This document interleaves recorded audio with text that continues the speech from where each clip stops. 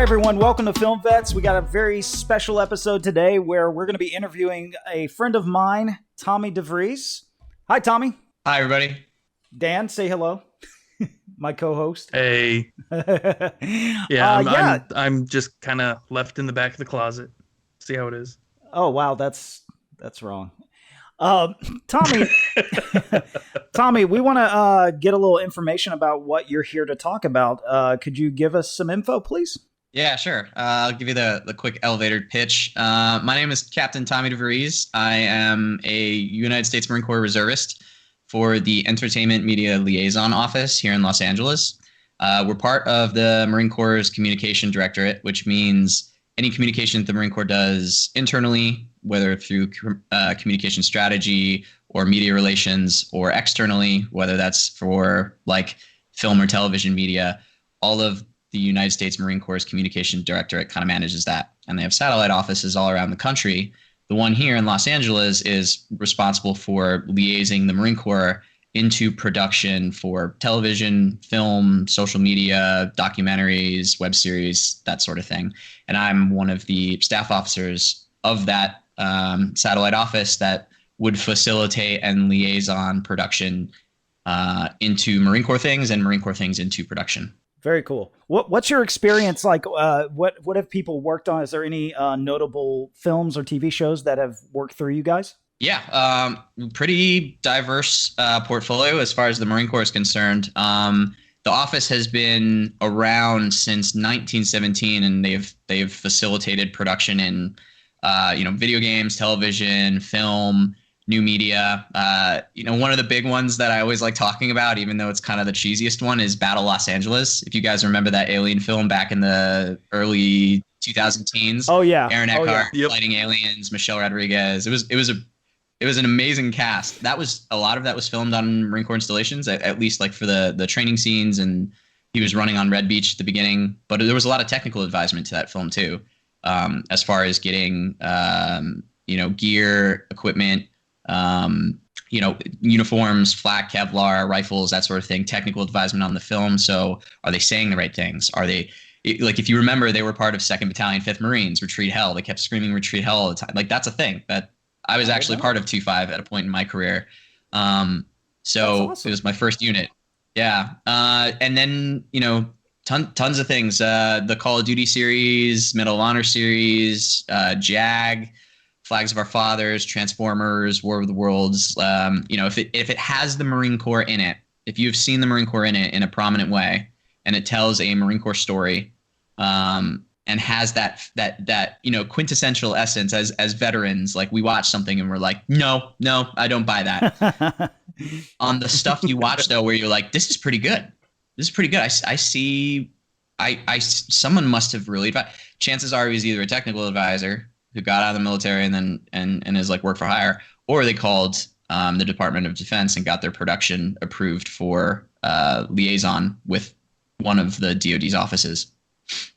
Yeah, that's awesome. So just out of curiosity, when you do help these productions create, say, a Marine Corps scenario or, a battle, are you on set to help them, or is this kind of done before they even get on set? Yeah, I mean, soup to nuts. So it all starts with basically asking us, like reaching out to an office and saying, hey, we're interested in using Marine Corps resources, personnel, equipment for our production. Here's what it is. Here's what we're asking for. We work on that agreement with them. After staffing that, going over to the office, like sometimes kicking it back to the Pentagon to get their buy off, if it's in the best interest of the Marine Corps, if we can make it happen, like it's in the realm of possibility, there's going to be a production collaboration on it. So we're going to review the script. We're going to make sure it's in the best interest of the Marine Corps. It satisfies security, accuracy, propriety, confidentiality, those sorts of things. And then, we'll more often than not, because it involves liaising Marine Corps into production. So if I need to go get a battalion of Marines or a bunch of Humvees or an F-35, a project officer like me is going to be probably me and other people are going to be sent off to that production to, the say it's, I don't know, X production company. They're obviously going to send their staff forward to shoot everything, and they'll have their producers and whatnot. But I would be there as the project officer, the primary liaison for everything that's going on the ground. And then when everything's wrapped up, principal photography is over in post-production, per the production advisement agreement that we're working on, we're going to review the project to make sure that it still satisfies, security, accuracy, propriety policy. It doesn't trip any of like the red flags that we have without getting, stepping on too many toes of creativity. We always, we try, once we have this agreement, we try to give the production as much creative license as they possibly can, as long as at the beginning of the process and like pre-production, we're like, yes, this makes sense. We understand why you're doing that. Have you ever had production push back on something that you felt like, hey, this is wrong, and they were just like, no, we're going to do it anyway? Has that ever happened? I mean, me personally, no. I've been a communication strategy officer for about 4 years now. I've only been working with this office specifically for about a few months. The few things that I did work on, everything was, great, because these people are professionals. I mean, they show up, they know exactly what they're supposed to do. You've hashed all that stuff out in pre-production. Sometimes people ask for things and the Marine Corps, responds back very appropriately. Hey, we can't get on board with that. There is a reason, whether it's policy or confidentiality, there's a reason why we can't do this, or it doesn't align with our values as a Marine Corps. Sorry. And more often than not, like, the production groups are going to understand that. And thank you for your time. They'll go their own way. Maybe they'll hire somebody, a freelancer, or somebody in the private sector to work on their stuff. It just won't have the flavor of the Department of Defense having worked on it with you sort of attached to it. And that's in both projects' interests, to be honest. If somebody wants to shoot something and they know what they want to shoot, and we're saying like, hey, that doesn't align with us, they're not going to get what they want by working with us. But also we would not, if we're not comfortable approving something or saying, hey, this is the story we also want to tell, then going separate ways is fine. But to be honest, we're pretty busy. This is one of the busier jobs that I've seen, especially for like a reservist. We get plenty of meals coming our way. Yeah, that's cool, man. I would imagine though during the strike it's a little less work. I mean, I don't know. Do you feel like the strike has affected any of that? Not so much pre-production, honestly, because all the studios are still planning what's going on for the next 1 or 2 years, especially if it's like a film or a documentary. Mm-hmm. Documentaries, reality, social media, all that stuff, that was continuing full steam. Oh. While things like television and film were not. So we've had a bunch of projects in planning, at least on the studio side over the summer, that are teeing up for next year. Now, who's to say, if the writer's strike ends up continuing, God forbid, or if, the actors don't come to an agreement and these strikes extend into 2024, maybe there's a delay, maybe there's not. That's all up to the production company. For us, the Marine Corps is not a union, or at least we're part of the union. That was my next question, actually. Thanks for answering that. Like the Union of United States, as I okay. Yeah, the government of the United States. Yes. It was my bad attempt at a joke. Well, you're. If it helps any, Tommy, I got it. You're a okay, good. Thank you, Dan. You're a captain. You got a 50% success rating. Perfect. You're a Marine Corps captain. As they say, good enough for government work. Well, it's not Air Force, so Dan and I are both from the Air Force, so I apologize in advance. Yep. I won't hold it against you. Oh, thanks. So I never do. It sounds like a really cool gig. Really, I mean, to not only be helping production create these environments and this realistic version of what is the Marine Corps, or is it just the Marine Corps, or is it just across the board all the different like Air Force, Army, or is it just you concentrate specifically on Marines? I personally and my office concentrates specifically on Marines, but okay. Each branch of service does have its component, production office, like the Air Force production office, for instance. I mean, if you've seen the Transformer movies, like, the Air Force is a huge presence in all of those movies. And that was like kind of the Air Force's like big ticket thing for like, I guess almost a decade. I'm sure they've worked on plenty of other things. I won't speak for them, but yeah, if you're Navy or your Army or your Marine Corps and you want to liaise that branch of service into your production in some way, there's a person like me wearing a uniform that can do it. And That's sick. you know, sometimes we work together, like in you know, Maverick, right? Top Gun Maverick, mostly Navy, right? But there were Marines in that film. There was a funeral detail that involved Marines. Actually, a friend and colleague and one of my bosses at a time was responsible for coordinating the Marines into Top Gun. So it was an instance of we call it the Blue Green Team, Navy and Marine Corps working together. And I'm sure over the history, like if you looked back over the history of productions, you know, it's never just one branch of service doing a fight in the first place. It's always about the joint force. So if we can share the love across branches too and get more exposure across more of the branches, we're all for it. It's a joint effort. Yeah, that's great. And I mean, it's just wonderful that to be involved in that, I imagine. Also a lot of hard work, I also imagine. Like, yeah, I imagine that's crazy. I'm not going to lie. This is, you know, to get to still wear the uniform and also be in entertainment, both privately and professionally.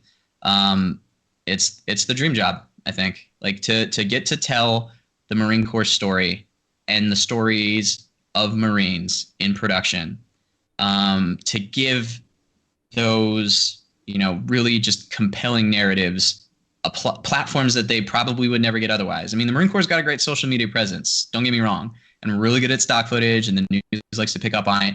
But when you put something in a movie that millions and millions are going to see, I mean, many people in the world don't even know what the Marine Corps is until they watch a movie or a TV show of Marines doing something incredible, like Heartbreak Ridge, right? You get that kind of stuff from this job. And that's the most like rewarding thing about it, is to just see those stories get told continually. I'm glad that this kind of topic kind of slid its way in here, because, you know, I was a mechanic in the Air Force. Paul was a mechanic in the Air Force. And, you know, every element of the armed forces always plays a key role in keeping the mission going and everything like that. But I gotta say, if the recruiter had your job on a piece of paper in front of me, that would have been the first one. I've been like, yeah, that one right there. How on earth did you like get to this point? Like, what did you do? You're not wrong. That's, you know, I to tell a little bit of a personal story. You know, my kind of master plan in all of this wasn't, you know, getting into the Marine Corps. I don't know. I did ROTC. I think I wanted to be infantry, like every kid who graduated from, I'm going to be an infantry officer. And then I went to the basic school and realized like I hated the field. And I was like, no way. I'm not going to infantry officers course. I'm going to go do something easy like logistics or whatever. And halfway through, I realized, you know, I was good at social media. I was good at public speaking. I really liked photography, videography. There's a job for that in the Marine Corps called public affairs. So I put that as number one on my list. And then the next round of choices went through and put that again. And then the final round of choices went and I put that again. And I was like consistently asking for public affairs officer. Everybody thought I was crazy. I didn't get it coming out of the basic school. There was only 2 spots in a class of about 240 people. I got logistics officer. And I was happy with that. That was my second choice. And my staff platoon commander who assigned me logistics like thought I would do well, and he was not wrong. I did pretty well for myself as a logistics officer for about 5-6 years. But so in the back of my mind, I was like, oh man, I really, really, really still want to do public affairs. It's just such a cool job. I was watching photography and videos come out about the Marine Corps and watching movies at the Marine Corps. And I think it was during my first tour out in California. I saw the movie, I kid you not, Edge of Tomorrow, Tom Cruise. And he plays the public affairs officer for like Joint Force. Oh my God, I remember that. But he was wearing a Marine Corps uniform. It was like played up to look like it was a joint coalition, but it was like, oh my God, that's what I wanted. I know that uniform. I know that job. I want to do that, please. And I had my eye on that for years. And when public affairs reshaped into communication strategy, which took combat camera and public affairs, merged them together, there was an officer call. They were tripling the amount of officers they needed. I got my foot in the door first. I was kind of like the pilot case to see how long it would take to approve a lateral move package from one MOS to the other. And as I was preparing my exit from active duty Marine Corps, I saw an opportunity in this office. I got orders back to California. I had been pretty successful as a communication strategy officer while I was deployed. I knew this is where I wanted to end up ultimately. I knew I was going to slide into entertainment. And, pretty much every single star in the universe aligned for me to get here. And Dan, when you say this is a pretty cool job that like must be pretty difficult to get, there's not a lot of spots. I had to fight for one. That's fantastic. And it's been worth it so far. Dude, yeah. Hell yeah. Oh, congratulations. And thank you for giving your time and all this information about what you guys are providing. So, Tommy, how would people be able to get information about what you do and how to hire you guys to help them with their production? Yeah. So if you go to our website, it's www.cd, as in Charlie Delta, .marines.mil/units/EMLO, Echo Mike Lima Oscar. That's how you get to the EMLO office for LA, the Entertainment Media Liaison office. It gives a brief summary of like what we do and how production companies can reach us. So there's a form to fill out under the what production companies should do. There's also a phone number and an email address. They can send details there.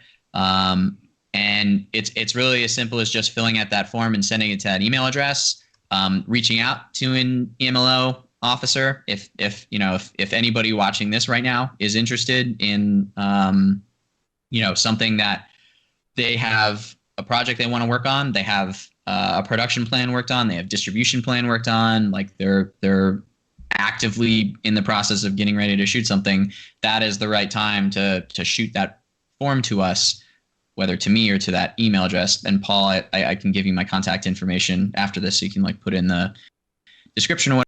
Yeah, I wanted to say that to the people watching. Yeah, I wanted to say to the people watching, I will be putting that information in the bottom of the video so everybody can click on it and go directly to the site. So shouldn't be a problem. Yeah. Cool. Yeah, that's how you do it. You just fill out that form, send it to the email address, or reach out to me if you know me or if you have my contact information, and that's how we start staffing a project. Awesome. Dan, you got anything else? I just had one more question before we go, but I want to make sure you got all the info you want. I'm just super happy to meet him and well, we're definitely hear going all to be about this. Yeah, we're definitely going to be working together. Dan and I have collaborated for a bunch of projects. Tommy and I we're starting to write stuff together. I've mentioned some of that stuff to you, and Tommy and I also are part of the American Legion Post 43 out here in California, and part of VME, Veterans in Media Entertainment, and we're always just looking for collaborations with people in the industry. And he's such a wonderful actor too. I've been honored to be on set with the guy. He's a terrific actor. The last question I had was something that I'm going to be doing for every interview I do. What's your favorite war movie, or just your favorite branch movie, or something in that vein? Oh, buddy. You can't ask me one. I'll give you five. Give me five. Give me five. I'm gonna give you five. Give me five. The Patriot. Nice.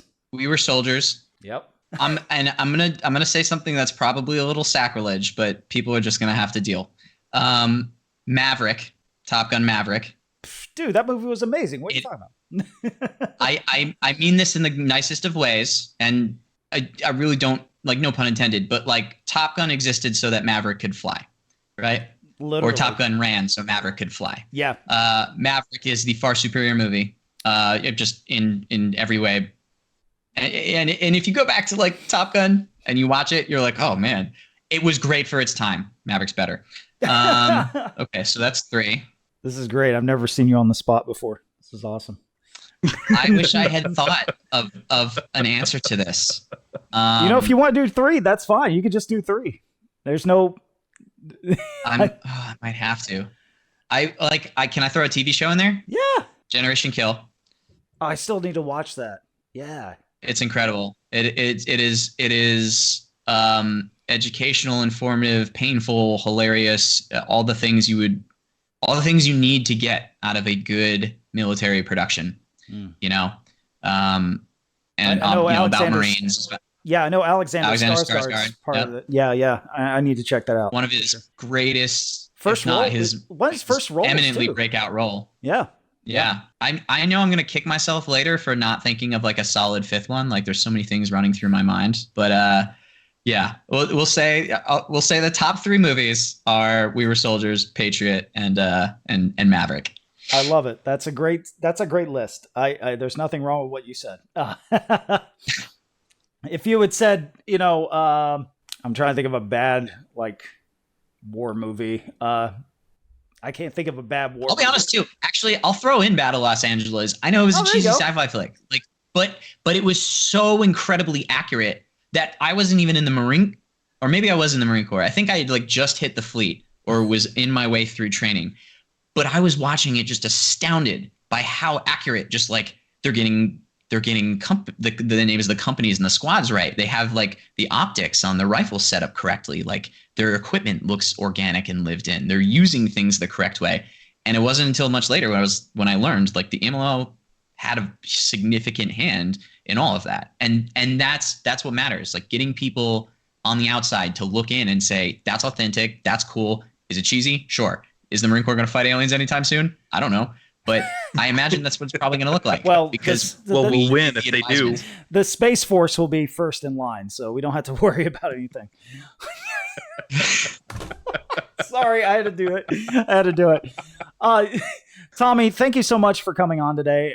You're our first interview, and it was a pleasure, sir. Thank you for your service. Yeah, you guys are incredible. I appreciate what you all do. Like, film, anything veteran involved with entertainment, talking about stuff, discussing things. That's obviously what I do as a job is getting more military exposure into entertainment. The opportunity to come on here and just talk a little about what we do and hopefully educate some of your audience as to what we do, and the possibilities of potentially working for us. That like I have an incredible amount of gratitude for that as well. So thank you, Paul, and thank you, Dan. All right. Absolutely. Thank you for being here. Till next time. All right. Bye, everyone. Till next time.